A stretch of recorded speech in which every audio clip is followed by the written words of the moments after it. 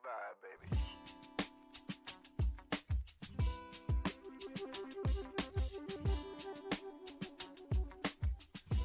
Welcome to the Cup of Joe Show, where we explore the journey of recovery from alcohol and drug addiction.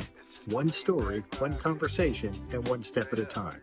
I'm your host, Joe, creating a safe space for honest discussions about the challenges and triumphs of addiction and alcoholism. In each episode, we'll hear inspiring stories and uncover tools that make healing possible. Sobriety is not a one-size-fits-all journey, and you don't have to face it alone. Recovery is possible, and it's worth it. Thank you for joining the Cup of Joe Show. Now let's get started.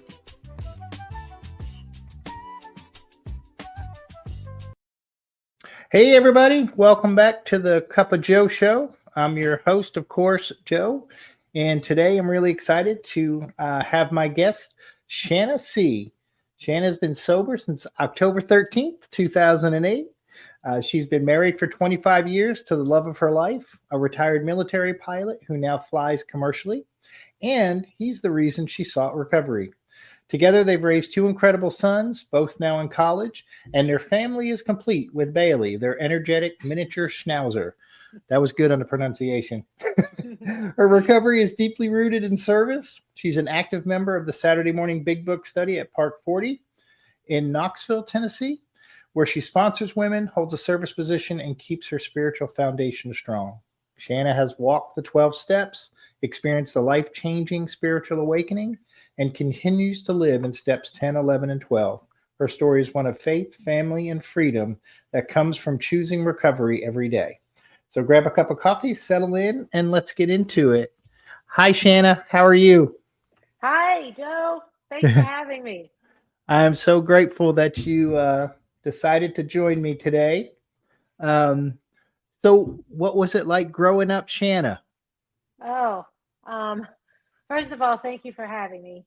Of And course. growing up was not easy, but it wasn't the best. It wasn't the worst. I'm Shanna, and I'm a grateful recovered alcoholic since October 13th of 2008. And where to begin? I grew up just outside of Knoxville, Tennessee. I come from a long line of divorce. um, and my mom, well, my poor mom, she was married 10 times to 8 different people. She married a couple of people twice. By the time she was on her sixth marriage, um, that's when I came along. And I have a brother who's 11 years older than me, and I have a sister who is 2.5 years younger than me. And I am the product of her sixth husband. And from the time I was born until I was 19 years old, I had 4 father figures. Um, so anyway, it was kind of wild. I just thought it was normal. I didn't know. I don't know how she did it because I've been married one time, and I'm like, oh my God. And I separated from him in 2010, and then we ended up getting back together because of this amazing God I found in AA and recovery and everything else. That was the most horrific thing I ever went through in my life. I can't imagine going through that so many times. But anyway, like I said, growing up wasn't easy. It wasn't the worst. It wasn't the best. Like so many other people, I didn't feel good enough. I didn't feel like I fit in. We've heard that a million times. At least I don't know. I have, and I identify. That's one of the things that helped me identify with the what is called the spiritual malady that so many of us alcoholics and drug addicts suffer from. Is no matter where I am, I don't belong. I can be in a room full of people and feel like I do not belong, surrounded by people who love and care about me, but I can't take it in. I don't know how. And so it was like that growing up. I didn't fit in. I had, I'm a tall person. So I was taller than all the girls and taller than all the boys growing up. I struggled a lot with my appearance and how I looked, and was made fun of a lot and picked on a lot by especially teachers and well, not necessarily teachers. One teacher in particular, name calling was ridiculous. It was every day, every day. In sixth grade, I wanted to die. I mean, and I wasn't the only one that he actually treated terribly, sadly enough. Um, but it did have an effect on me. I would be lying if I didn't. Um, share that and share that it did have an effect on me. But I will say, though, it did have an effect on me. I don't, looking back now, it wasn't what actually made me alcoholic.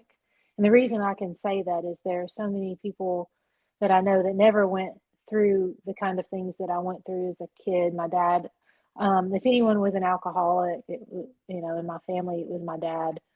Found that out later on. And then I found out later on too that my mom probably was too, but neither one of them are around today for me to ask. So I hate to just label them, but just from based on what I've heard other people say about them, it seems that though, they may have had what I have. But anyway, my dad was abusive at times, and mom doing what the things that she did and whatever. None of that stuff made me alcoholic. Now, it made me probably neurotic. I didn't have stability growing up. I was scared all the time. I felt like I was constantly waiting for the other shoe to drop. And by the time I was in seventh grade, I started playing basketball. Um, I had a glow up, and the girl that was being made fun of was all of a sudden the girl that was admired. The girls hated her. The boys were the same boys that made fun of me were like wanting me to pay attention to them, and I didn't know what to do with all of that. And so I still felt odd, but I will tell you, it felt a heck of a lot better than it did the other way. And that was something I never wanted to ever lose. And what ended up happening is, I believe before I touched the first drink of alcohol, I was already obsessive. If I could somehow escape, I escaped through making really, really good grades. I escaped through being a perfectionist and playing basketball and doing all of the things and whatnot. And by the time I was a freshman in high school, I was being sought after by high school coaches to come play basketball for their team and all of this. And then started high school. I was a player that played quite a bit of basketball. I was the president of the Latin club. I was all of the things. Honor roll student, dated the same boy all through high school. I was the one who stayed out of trouble for the most part. I had my first good drunk when I was 14. One of the girls that I admired so much in high school that I was convinced would never be my friend. You know how we are. But it's a big deal when you have it and they come and spend the night at your house. And anyway, it was her idea to get into the liquor cabinet, and we got into the liquor cabinet. And I was certainly not going to tell her no, and I started drinking that drink that we made. It was a highball. Looking back, I know it was a highball. I didn't know it was a highball then. We just poured a bunch of liquor into a glass and drank it. And I knew when I saw that in my hand, and I heard another speaker say this, she said as soon as she saw that first beer that she ever drank, she knew intuitively that she was supposed to drink it as hard and as fast as she possibly could. And I saw that, and I knew, and I understood that. I identified with that when that speaker shared that. Um, and so that's what I did. And I got drunk, and all of a sudden, that fear, that need to breathe, all of that just released, and I felt better than I ever felt in my life. I was drunk for the first time, and I didn't care how I felt, didn't care who liked me or didn't like me. All of a sudden, I was right here in this present moment, and nothing else mattered. And I could breathe for the first time in my whole life. I was the kid. My mom burnt down two of our homes. Um, from what I'm told, she did it to be able to gain interest or insurance money to pay off the bills. She went bankrupt, and she did it twice. Um, like I said, that's hearsay, but that pretty people that were pretty close to our family, told us after she, ended up passing. I found these things out. But anyway, I get my first drink, and next thing you know, It was the best thing in the world, and I'll never forget that feeling. But I never did it again after that because I was too afraid of getting into trouble. My mom, is wild as she was very strict, and she made a deal with me. She said, as long as you stay out of trouble, as long as you don't make me look bad, and as long as you keep your grades up, you can have all the freedom you could ever want. And you don't make me worry about you, I'm not going to. But the minute you get into trouble and you give me a reason to worry about you, you're going nowhere and you're doing nothing. And she meant it. And so I stayed really, really busy. I was in church every time the doors were open. Again, I had the same boyfriend all through high school, and the kind of crowd I ran with never got into trouble. In fact, the popular kids were the ones who didn't get into trouble during my tenure at my high school. And it wasn't like that. I know it's not like that everywhere. Usually the popular kids are the ones that like to have a lot of fun, whatever. But this, for whatever reason, this wasn't my situation. So all through school, I stayed out of trouble. I was a good girl. By the time I graduated high school, I was homecoming queen. I was nominated for every senior superlative you could imagine. And I'm not saying all this to be braggy. I had a ton of friends who apparently really, really liked me, but I'm telling you, I still felt like the loneliest person on the planet. I had everything that every teenage girl could imagine being and wanting and aspiring to be. I was offered basketball scholarships. By the time I graduated, um, voted, all of the things, whatever. And still, I never felt good enough. I couldn't take it all in. I just didn't. And all of these friends that I had, I mean, but I never felt close to anybody, because I was always so scared to see. What I know now about alcoholism is it's a disease of separation from power, from people. There's this thing that's inside of me that says I'm different no matter what. And if you really knew who I was, I automatically know you're not going to want anything to do with me. And so therefore I'm going to protect myself. So therefore I really don't want to do it.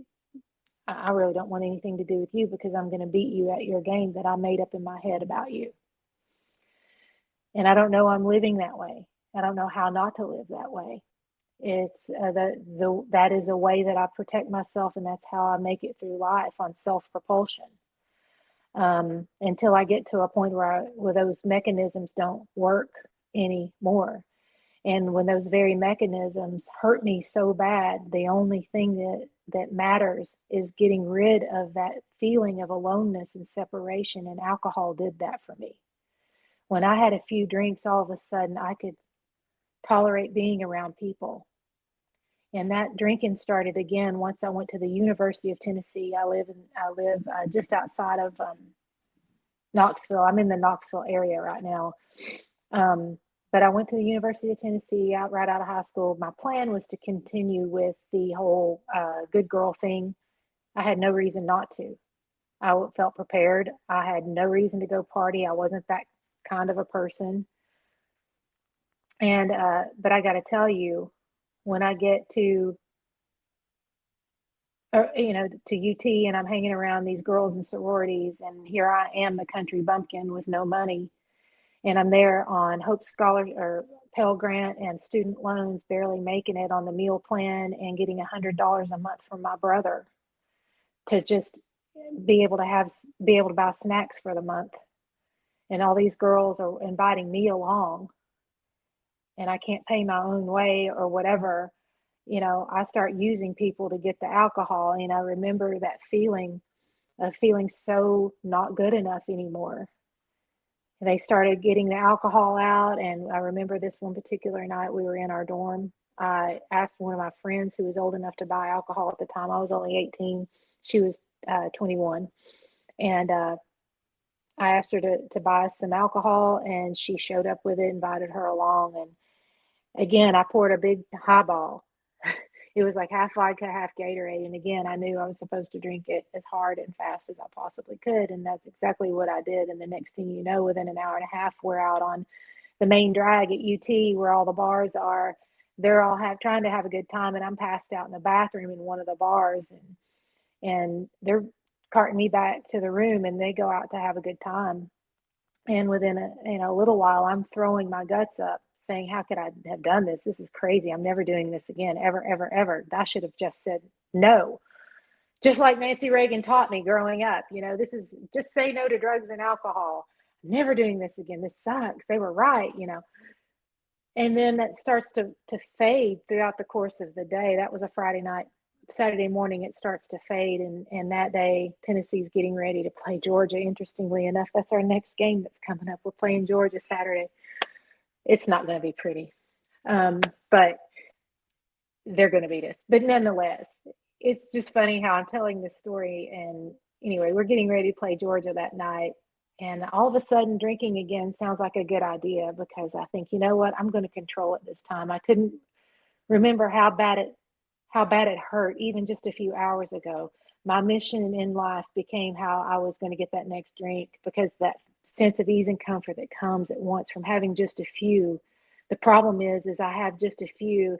Something inside of me craves more and more and more and more and more, and I can't, and I don't stop. And I'm actually thinking I'm choosing to drink more when I'm not actually choosing to drink more. My mind tells me I'm in control, but the truth is I've triggered what is called the phenomenon of craving, the physical allergy that only exists in alcoholics.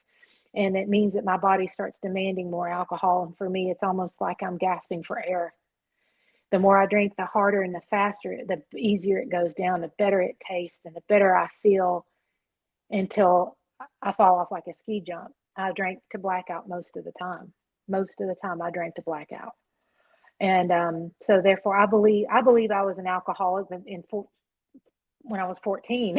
I just was able to go that long period of time without it because I was given sufficient enough reason. But I'm telling you, that freshman year in college, I fell off like a ski jump. The girl who never really failed anything ever, the homecoming queen, all of the stuff. I was on academic probation by the end of that first semester. I survived on promiscuity and booze. And I dumped the guy that I had been dating for 4 years because he confronted me on my drinking. And he said, "What are you doing? You're not the same person I know." And I said, "You're so judgmental. Get away from me, church boy." And I came up with every reason why I needed to go out and need to meet all these other guys, and then there's more big, there's other fish in the sea, this kind of thing, when I love this boy, and there was no reason why we shouldn't have stayed together and even gotten married. That was our plan. But it's amazing how that switch turned off in me. The minute you start fussing about my drinking, you're out. And what did I get to do on New Year's Eve of 1997? Went out with a few of my girlfriends. I said, "I'm done with guys. I just want to go have a good time with my girls. I've had enough of these boys and all this stuff." I had become everything I swore I wouldn't. When I say promiscuity and booze, that's putting it very lightly. I would sell my soul for that next drink and that next party and that feeling that came when I started drinking. And the next thing you know, the boys are paying attention to me, and that attention that I got, I would do anything for it. And so on New Year's Eve, like I said, that night, I wasn't planning on, I was done with the guys and all of that. I met the love of my life. Again, old enough guys able to buy underage girls alcohol. And we met up at an Applebee's over in Knoxville, and I am just there for the booze. The guy tagging along with the main guy who knew my friend, who, ended up being the best looking thing I'd ever seen in my life, and I was convinced would never speak to me. Well, I was wrong. He came and talked to me and told me he would, he started talking to me. And anyway, he was the man I ended up marrying. I met him that night, and I've pretty much been with him ever since. We waited a couple of months. We talked on the phone for a little while, but after that, I had arrived. I had a guy who drank more than I did, and I didn't feel so bad about myself. It was all I cared about. I didn't care about class anymore. I didn't care. All I wanted to do was party and be with him.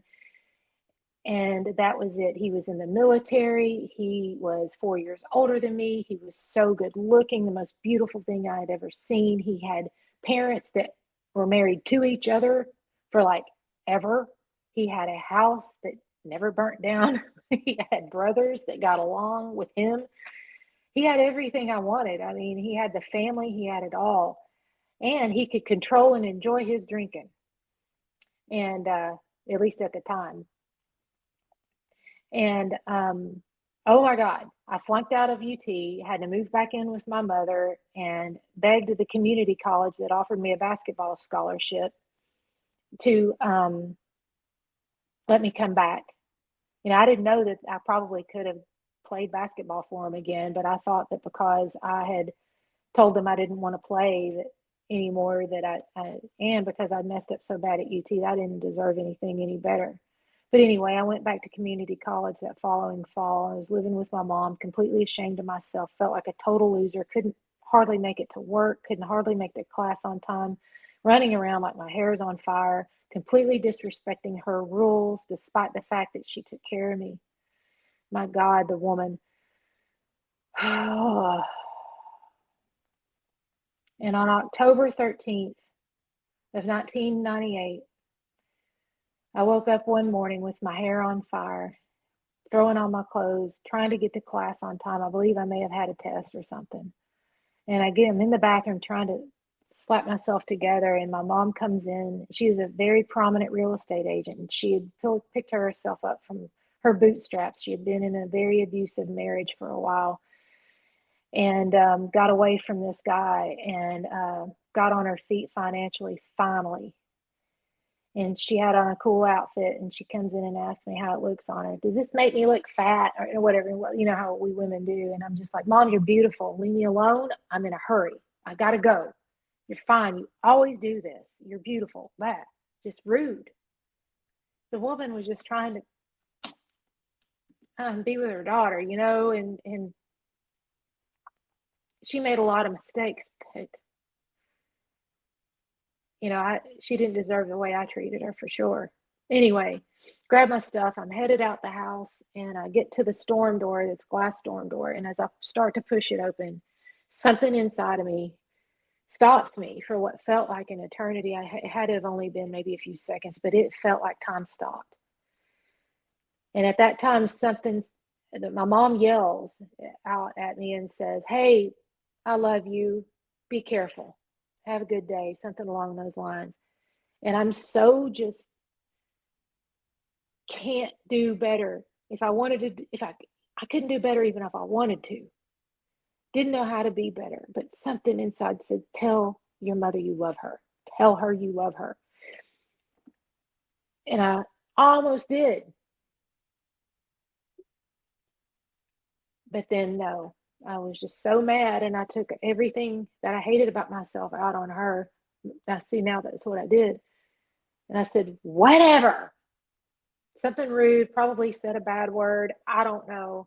But it was basically, F you, Mom, for loving me.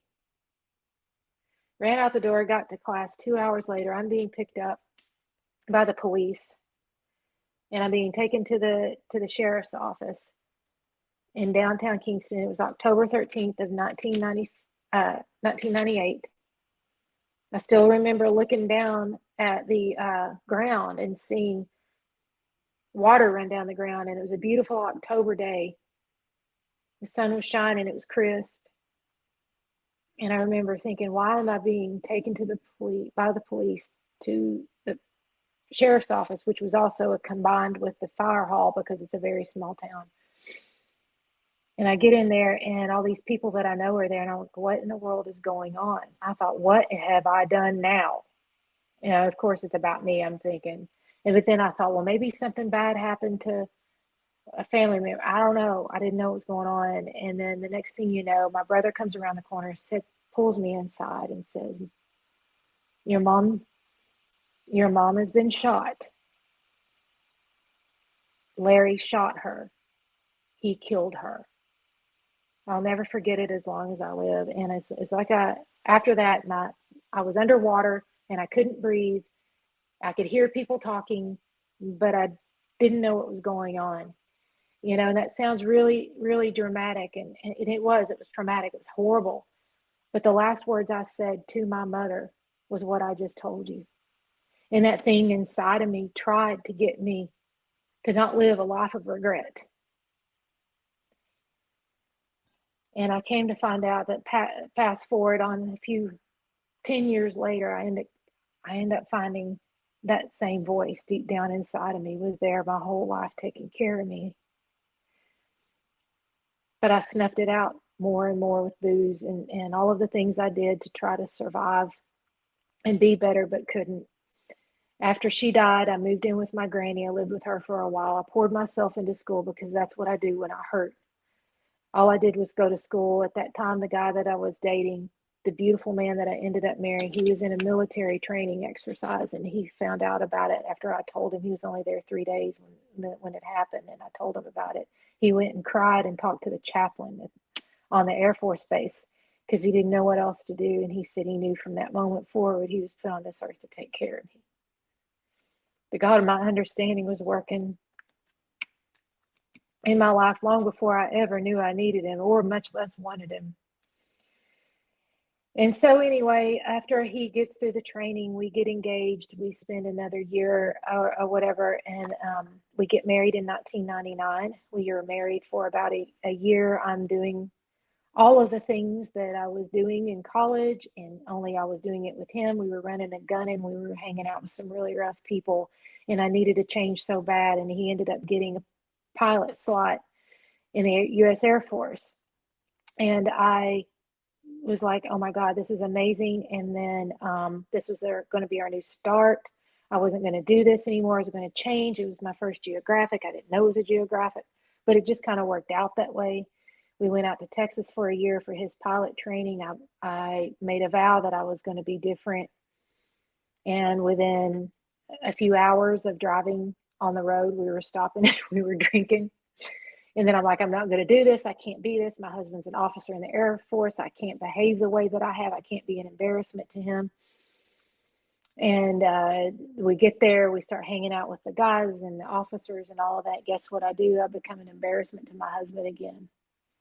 I start drinking. I'm planning on having a few. Next thing you know, I start getting that kind of buzz, tipsy feeling. I can't stop. Once I start, allergies triggered. Might as well get good and drunk. I'm dancing on the bars in Mexico, and that's what I do. I'm the life of the party, and all the guys. I love always hanging out with the guys and doing all that. And the next thing you know, I am pregnant, and I'm able to stop drinking. Thank you, God. I'm able to stop the cigarettes and all of the stuff. Thank you, God. But when you take the alcohol away from me, I'm paranoid, and I didn't know this was why. I thought I was just hormonal. But you take the alcohol away from me, I am miserable. I'm paranoid. I'm shutting the curtains. I don't want to be around anybody. And this life growing inside of me, I'm not very happy about. And anyway, I end up having the baby there in Del Rio, Texas. We moved back to Tennessee. We decide we want to move to Charleston, South Carolina.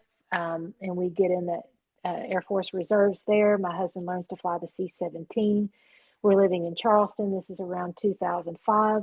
We have our second child, and by this time I figure I need to start being a real adult and I need some real friends. So I start going back to church because maybe those people are going to be nice and decent people for me to hang out with so I can be a responsible human. But there was something on the inside of me that said that no matter what, you're going to end up just like your dad. My dad, I had quit drinking for quite a while, and he had gotten his life turned around for quite a while, and he didn't do AA or anything like that. But after my mom divorced him, he burned his life to the ground and was running from the law for the rest of his life because of the kinds of things that he did. And I knew something inside of me knew I was going to be that way. And if not that, I was going to be the rageful human that he was because I had a temper on me like you wouldn't believe. Anyway, I started going to church, and then the next thing you know, I'm praying. I'm having all these experiences I can't explain. It felt like every time I would go into a service, people, the things were talking directly to me. It was weird.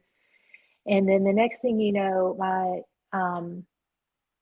then son, who was 5 or 6 years old, my husband at this time is flying C-17s in and out of Afghanistan and Iraq. He's gone for weeks at a time, and it's just me and the kids, and and I knew that if I started drinking, then I could guarantee you I probably wouldn't be able to stop when I was supposed to. So I wouldn't drink, and oh my God, the pressure that would build up was just like it was when I was pregnant. I couldn't stand being around people, and everything felt like a chore.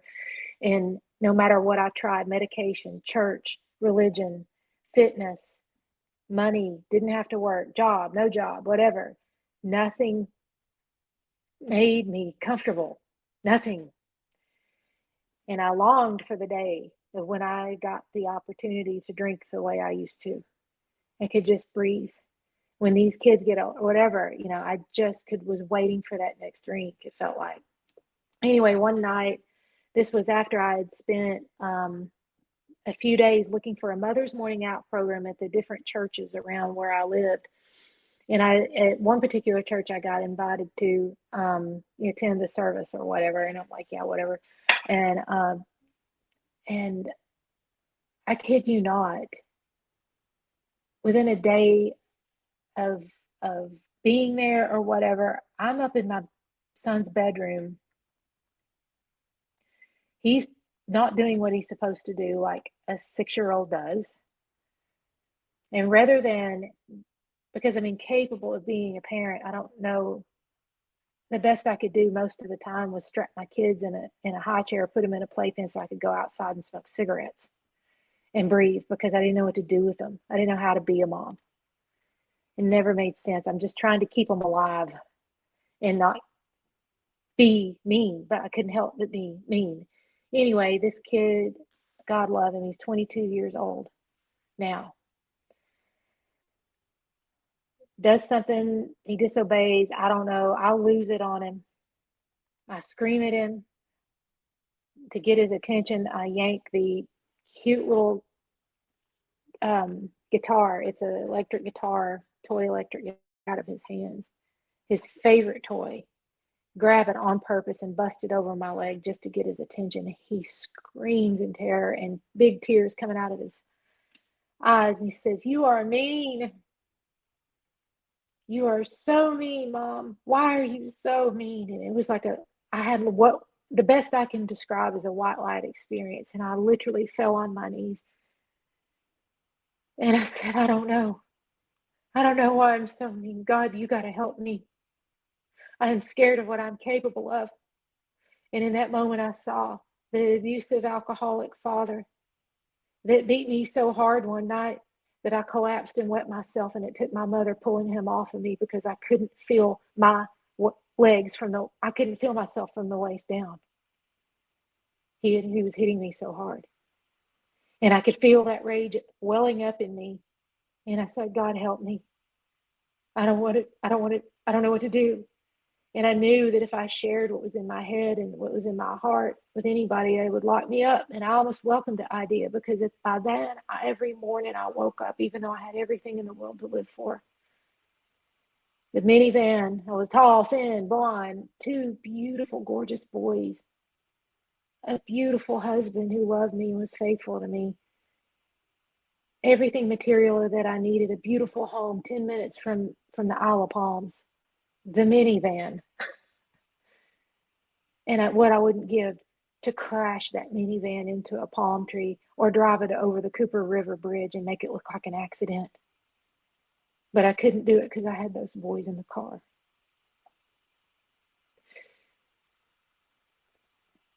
And I begged God for help. Please change me, do something, help. And a few days later, I ended up going and I ended up visiting a church there in Mount Pleasant, South Carolina. It was the same one that had the Mother's Morning Out program, and ended up deciding to take my kids to. And I'm wanting to sit in the back. This place is packed. I'm uncomfortable. I don't know. I'd given up on church, and I was just there because I didn't know where else to go. And the same little boy who I broke his guitar was sitting next to me, and he kept wanting to sit up front, would not stop, asking me to move to the front of the church. And I'm like, you know what, God, I'm going to put my hand in this little boy's hand, and I'm just going to ask you to put me where you want me, because there are no seats nowhere. We end up standing up walking to the front. And by the time I stand up and start walking, everybody else sits down. And there I am again with my little boy. And the next thing you know, I'm able to see 2 seats open right up front. We sit down, church service. I cry the whole time. The guy's picking on me. He's asking me if I'm okay. And I keep trying to blow him off because it felt like he was like trying to hit on me or something. At least that's what I thought. I'm that arrogant. My little boy goes on to Sunday school or whatever that was. And then this guy keeps asking me if I'm okay. And I'm like, I'm going to shut this guy up, get him to leave me alone. And so I just dump on him. I tell him, my husband's drinking so much, and my mom was murdered, and I'm this, and I'm that, and I da da da. Trying to scare him off, and he says, hold on a minute. By this time, the service ended, and there was a lady that he pointed out to. He said, I want you to talk to that lady after this meeting's over. And I'm like, yeah, sure, whatever. I'm thinking, get me out of here. I want out of here. But because I was at the front of the church, I couldn't leave. If I was in the back, I could have skated out. But no, I was trapped. And at the end of the service, the people still on that pew, they were very warm and welcoming. The same guy was very warm and welcoming. And they said, do you like the service? I'm like, sure, whatever. And then one of the guys was like, he had this glow about his face and his eyes. There was something about him. He said, do you believe God puts people in your life for a reason? And it struck me because I'd been praying and having all these things happen that just did not make sense. But when I would pray, things would happen and I didn't understand. And I just knew when he asked me that. And I said, yeah, I think so. I don't know why I said that to this perfect stranger, but yeah, I think so. Crowd disperses. I get my kid. I run out to the car. I'm getting in the minivan. And I remember looking up to the sky and saying, well, God, I guess I'm not supposed to talk to that woman he wanted me to talk to. I no longer get the words out of my mouth. And that woman rocks in an empty parking lot and right in front of my van. Out of nowhere, there she is. I look up and I'm like, oh my God, it's what do I do? And I feel inside of me that same voice that says, tell your mom you love her. That same familiar voice says to me, what have you got to lose? And I find myself running out of that minivan and chasing her down. And I said, hey, look, you don't know me. I don't know you. And I know I look like a crazy lady, but something inside of me is telling me I need to talk to you. And this dude sitting next to me said I needed to talk to you. And I'm just here. Well, what's going on, honey? Well, my husband's drinking too much. Because I could go long periods of time without drinking. I wasn't the problem. It was my husband who would come home from his deployments and he would drink. And you know what? I was mad because I couldn't. And wanted to real bad, but somebody has to stay sober for these children, and shame on you for drinking, right? Anyway, I'm telling her these things and she says, honey, well, I'm a sober member of Alcoholics Anonymous and have been for about 23 years. And those people that pointed you out, they're all members of Alcoholics Anonymous. And I got to tell you, I was introduced to a member on that pew who was a grateful member of Al-Anon. She was also an alcoholic, but she was an Al-Anon. And I thought I was just an Al-Anon. I came in and thank God for Al-Anon. Thank God for AA. Thank God for all 12-step recovery. And thank God for people who are willing, no matter where, anyone, anywhere reaches out for help, that hand of recovery is there reaching out. Because that's what happened to me that day. And so I got introduced to this girl from Al-Anon, and she hands me the big book of Alcoholics Anonymous. And she's sponsoring me in Al-Anon at the time. She says, here, learn about your husband's disease. And I'm like, fine, right on, I'm going to fix it. I want to learn about his disease, all right.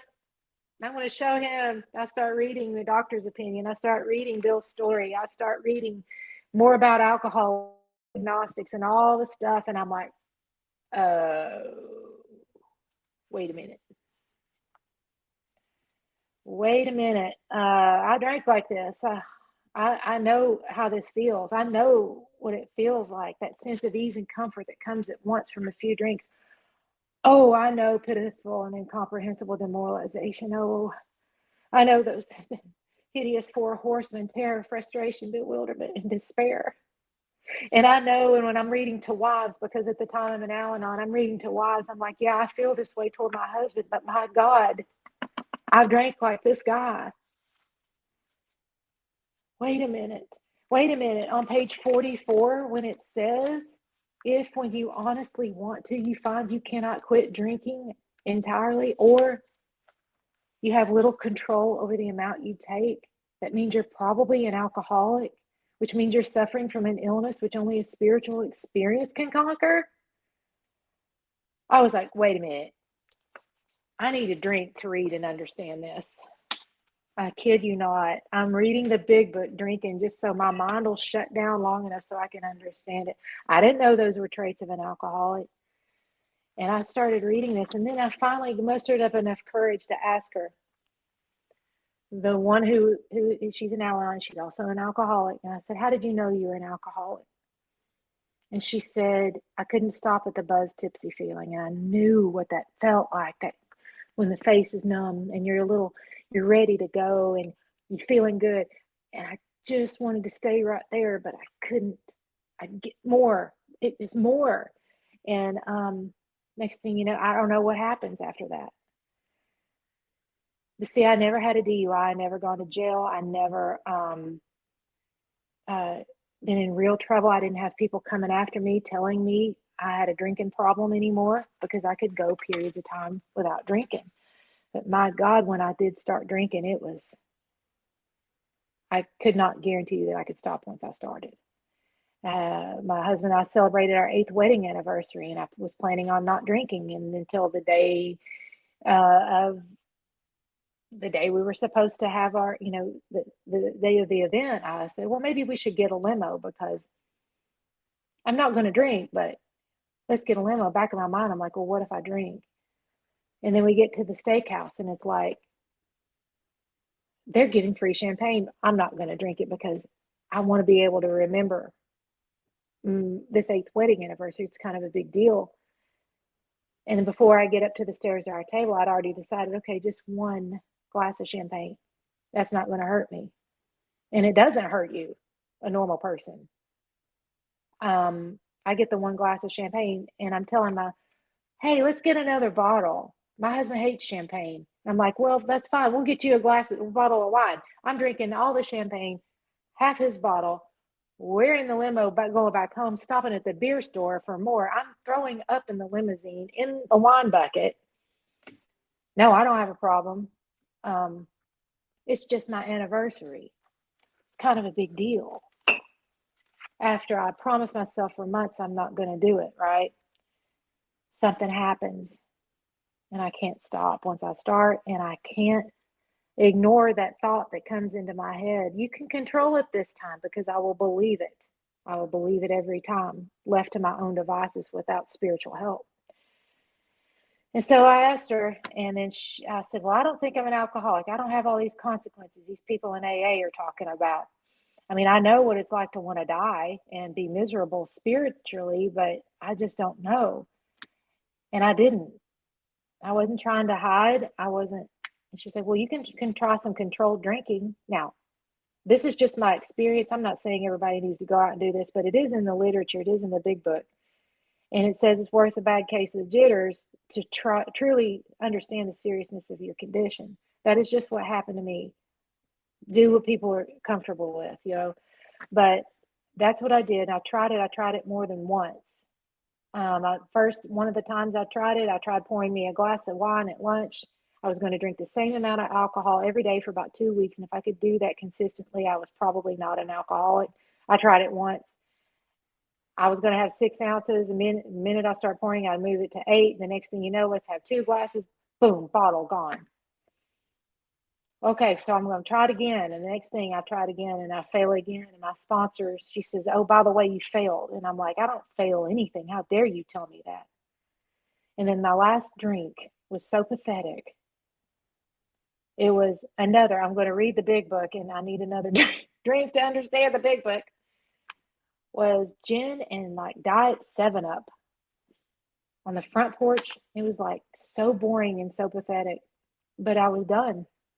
It was so pathetic. And I was on the phone with my sponsor drinking, and I was just like, okay. I went the third white chip I picked up on the 10-year anniversary of my mother's murder on October 13th of 2008. I did not plan that, y'all.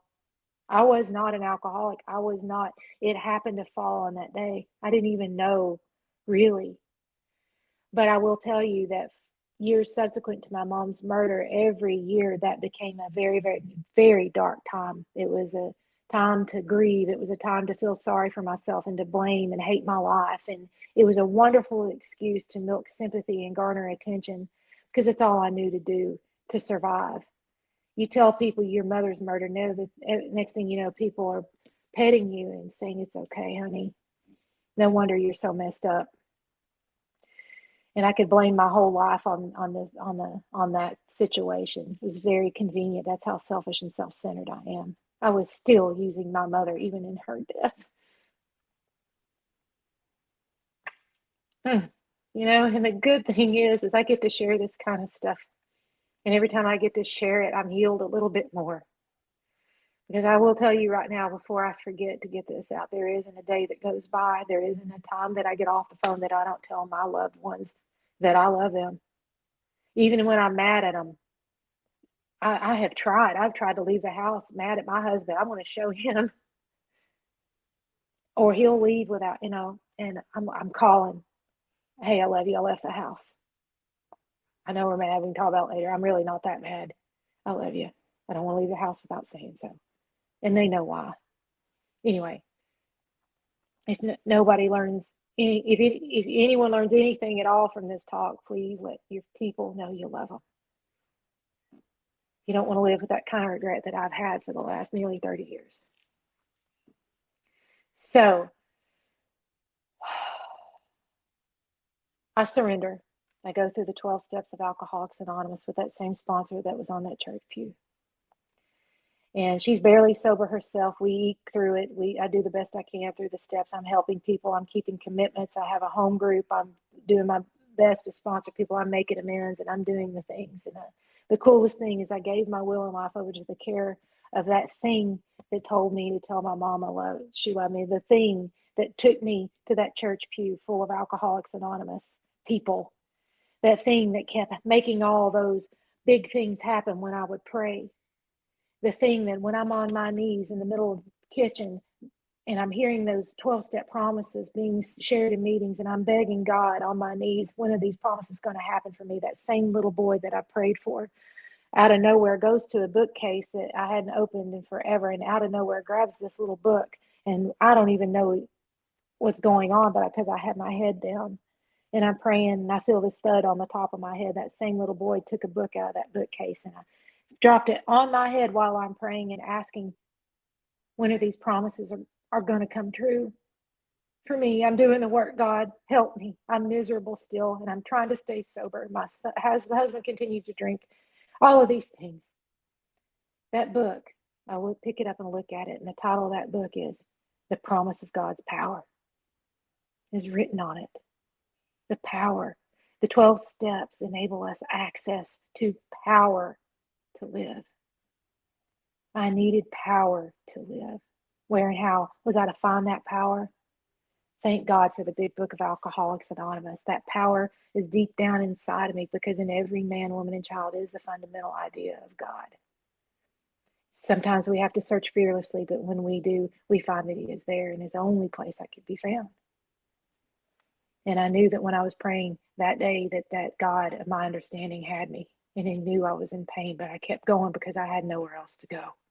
Thank God I had nowhere else to go. Thank God for alcoholism, because it has absolutely given me a life beyond my wildest dreams, better than anything I could have ever hoped to expect. And the central fact of my life today is, like our literature says, that there is a God that has entered into my heart and lives in a way that is indeed miraculous. One of the things that I will share with you that is so important is my story is a story of forgiveness. I've hated myself for so long for all of my selfishness, dishonesty, resentment, fear, and the way I've treated people and the way I treated myself and I especially hated the man who killed my mother. And part of going through the steps, seeing my part in things in step 4, and then being able to talk about that with another alcoholic in step 5, and truly seeing the nature of what was driving me to behave the way that I did, and knowing that I absolutely had no power to change into a different person myself, that I needed the power of a greater than me to change me. But in order for that to happen, I had to take certain actions that meant for me to make amends to people I had harmed. And I became willing to make amends to those people because I needed to change and I didn't want to drink again. And I needed to be free of resentment. And he was my number one resentment. And I was instructed to write him an honest letter because he was in prison for the rest of his life for what he did. And I was instructed to pray for him, and I started praying for him. And the next thing you know, that's like, Shanna, how many times should you have killed somebody with all your drunk driving and you never did? How many times in your fits of rage should you have probably killed somebody? Oh, and by the way, did you not know? And you remember how you were told that he was a heavy, heavy drinker. He had quit for a while. And then when your mama divorced him, he started drinking again and he went off his meds. But for the grace of God, there go I. In step 4, I'm told that I'm to pray the sick man prayer because they, like ourselves, are sick too. How am I like this guy? What he did was more harmful to me than what I did to him. But I got to tell you, my relationship with him prior to all of that happening, I was very selfish. I only used him for what he could give me. Had he still been alive today and everything been normal and just divorced, I'd have had to have gone to make amends to him for how I treated him, regardless of what he did to my mother.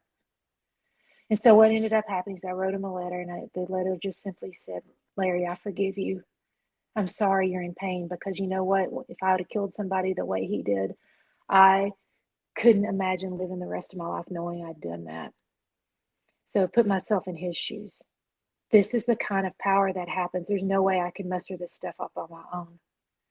But because of the power of this program, I had the courage to write this letter. He wrote me an honest letter back. A couple of weeks later, I get this in the mail. This is what I had to go get before the podcast started. It's a Thomas Kincaid card, and he wrote me back. And he says, he wrote in handwritten calligraphy the devotional he was doing the day he received my letter. And this was the handwritten note that he gave me. I tore a piece off of it because I think I needed to write down somebody's phone number somewhere. But it's dated March 30th of 2010. It said, Dear Shanna, I received your note a few days ago, and I was really surprised to hear from you. But I was also very happy that you had written. I do know that without God in your heart, no one could do what you did, and I'm so thankful you forgave me. I'm so sorry for what happened in the past. Thank you for your note and for your forgiveness. I hope you like the card. The text was taken from one of the daily devotions dated the day I received your note. Take care. May God bless and keep you is my prayer. What I learned that day is the same God that I'd been praying to had already forgiven him before my letter arrived. Based on the fact that everything in this devotion is talking all about forgiveness and letting go of the past and moving forward, and how God forgives us no matter what. And if God can forgive this man for murdering my mother, then maybe he could forgive me. And you know what else I saw?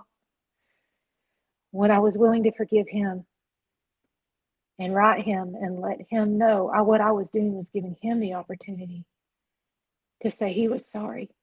There's not been a single person that's done that since he did what he did, since he killed her.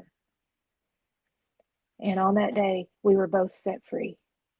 I was set free of the resentment that was killing me, and he got to experience the love of his creator. And what's interesting is last day I saw him, I was passing by him in the driveway, and he and Mom had just had a fight, and he made threats to my mom that night. And I looked him in the eye and I said, please don't hurt my mom. He said I would never hurt her. Well, he did. He got to apologize for what he did.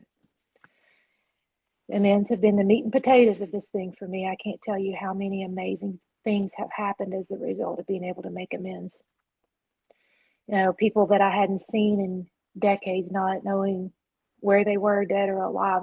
I was told to pray for them. They'd show up out of nowhere, and I'm able to make amends right there on the spot. I've done it in department stores. I've done it in fitness centers, things like that. It's been a financial amends just out of nowhere. Amazing. One of the coolest amends I got to make most recently. And interestingly enough, it was a girl that I just recently started sponsoring. I started working with her, and right around the time I started working with her, I needed to make amends to a local grocery store from where I used to steal food when I was a tiny kid. This was close to 40 years ago that I did this. The grocery store doesn't even exist anymore, but I prayed and I followed the directions. And I did what I needed to do. And when I asked what I could do to make it right, they took my money, scanned my shopper card. It was $14 worth. And they said, never come back in this store again. And I'm like, oh my God, I always come to this store. What am I going to do? Oh my God, it makes no sense whatsoever. My sponsor said, God has a plan. And so a couple of days later, I'm on the phone with the sponsee and I'm telling her about what happened. And she said, oh my God, I'm literally within days of making amends to that same grocery store chain for stealing. The girl's pregnant.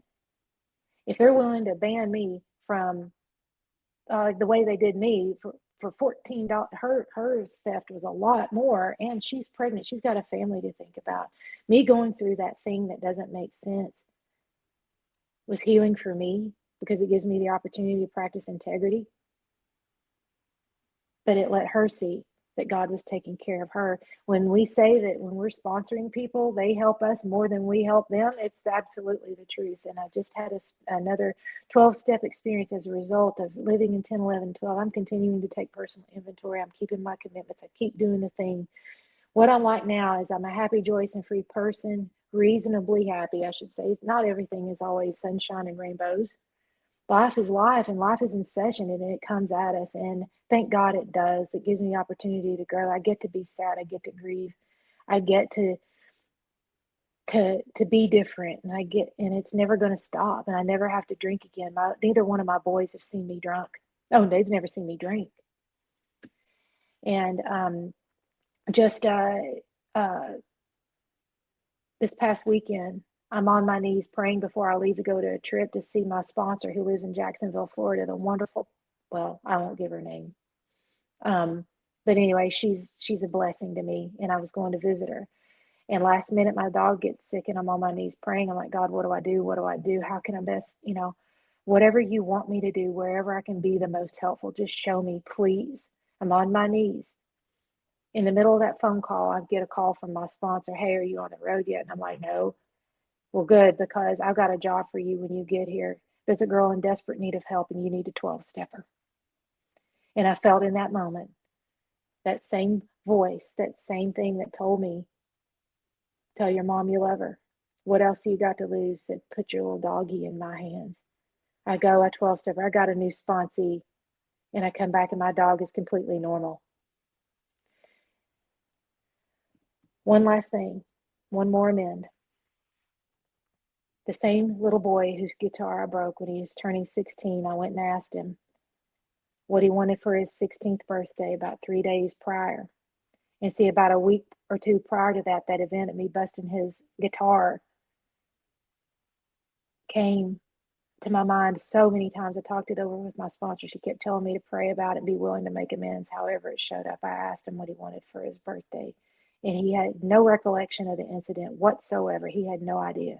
He had no idea I was even praying about nothing. I asked him what he wanted. He wanted a brand new electric guitar. I got to go out and buy him a brand new I got an electric guitar. That was exactly what he wanted. I could spend another 30 minutes talking about all the God shots that showed up and leading me to the perfect guitar for him. I mean, I'm talking the same brand and color and everything that was in his heart. And see, I get to share this kind of stuff. And that's the stuff that makes me willing to believe when I hear stuff like this happening, because it's so much bigger than me just not drinking. If oh my God, if I could pick out the life that I want, I would have sold myself short. I used to hear people say that and thought they were crazy. But because of this program, the ability to surrender and to do things different than I would do and rely on a power greater than myself and be willing to help other alcoholics, I get to experience these kinds of things that keep me coming back. I don't find it necessary to pick up a drink. I actually love people, and I just get to relax most of the time and take it easy and just be helpful and show up. So grateful to be here. So grateful for the opportunity. And I hope there are any newcomers out there that that you are absolutely welcome. Just show up and willing. If you're hurting, just show up. That's it. Wow. That's amazing, Shanna. And thank you so much for sharing your story. but I can't let you go without us doing our rapid fire questions. No Oh. pressure. You thought you were going to get away with it? You are not. But I will say your story is really moving, and I really appreciate you taking the time to share it. All right, but if you are ready, we will go at it. So, what is your favorite recovery slogan? I don't know if it's a slogan, but I will tell you that my favorite, the thing that got me through the hardest part of my recovery was page 100.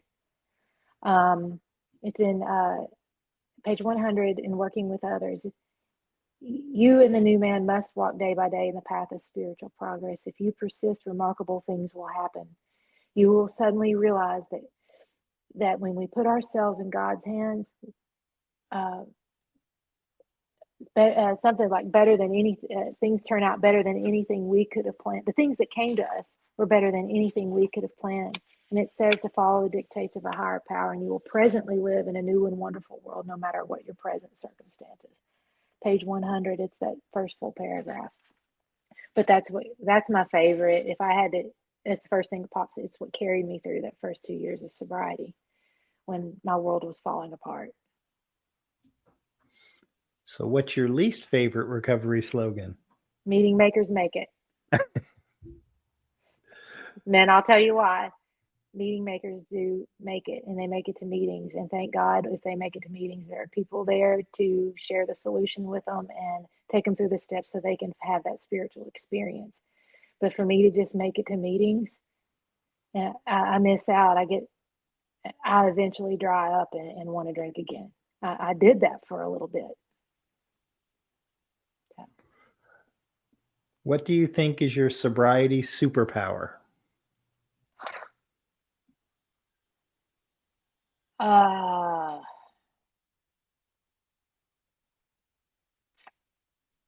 I think just because I'm such a black and white kind of thinker, the directions in the big book, I mean, if I follow those directions, thankfully I'm reminded that is surrender. So if I have clear directions to follow, I'm at least willing to follow directions. Thank God. That helps. Yeah. If you could say one thing to your former self, what would it be? Oh, honey, it gets better. Hang in there. What song do you play to lift your spirits when you need a boost?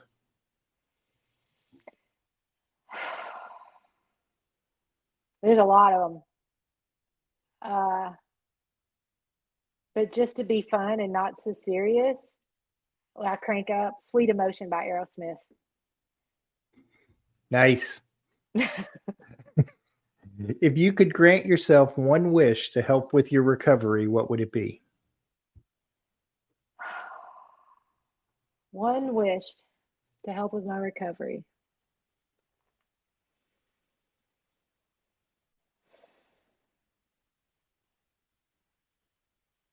Less fear. Just I still struggle a lot with fear, and more ability to just hold my nose and jump and trust. What step do you love the most?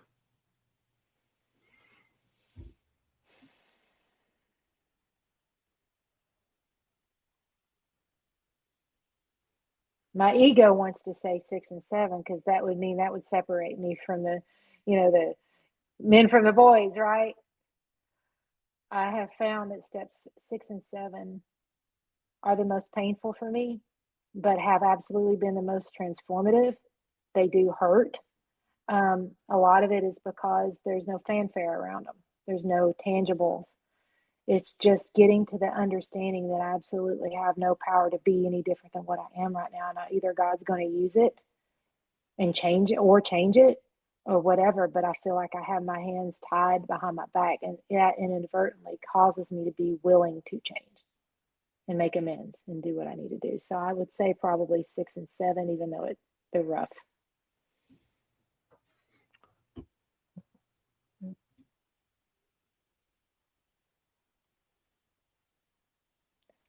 I can't hear you. You're Oh, muted. I do that every time. I swear, I almost told you at the beginning. I do that every time. Yeah. What step do you love the least? 6 and 7. No. Oh. Yeah. What step do I love the least? That's a hard one. Um, I would say probably step 12 only because my brain tells me that you don't need to do that. Just it's okay. And because I forget the Mm, sense of ease and comfort that comes at once from helping somebody else. yeah. And then once I take the action because the pain, the gift of desperation I've been given, I don't want to drink. I start helping another alcoholic and I remember, oh yeah, this is why we do that. So I don't hate any of them. What is one of your favorite movies? Oh, We're the Millers with Jennifer Aniston and Jason Sudeikis. Oh my gosh, that's the funniest thing ever. I laugh so hard. That's a good one. Um, and finally, if heaven exists, what would you like to hear God say when you arrive at the pearly gates?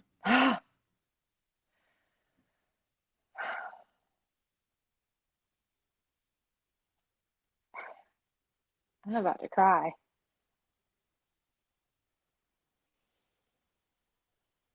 You did good, kid. That would definitely be nice. But Shanna, thank you so much for taking the time to share your story. I know that you've brought a lot of hope to people, and it means a lot. And for the rest of you out there, please subscribe to our friends at thedailyponderables.com, your recovery source for inspiration and encouragement every day. A new episode of The Cup of Joe Show is released every Thursday at noon. Visit thecupofjoeshow.net, where you can listen to the show on your favorite podcast apps, Podbean, Apple, Spotify, YouTube, and others. Just search for The Cup of Joe Show. Don't forget the "the." Please like, follow, subscribe, and share, because someone out there needs to hear this today. Have a good day, everybody. Thank you for having me, Joe. Thank you. It's just a laid-back vibe, baby. We hope you enjoyed today's Experience, Strength, and Hope. We are so grateful you decided to join us. Please share this episode with someone who might need it. Also, don't forget to like and subscribe. Remember, no matter where you are in your recovery journey, you are not alone. Reach up and reach out to someone. Please do not suffer in silence. Until next time, let's take it 1 minute, 1 hour, and 1 day at a time. Thanks for listening to The Cup of Joe Show.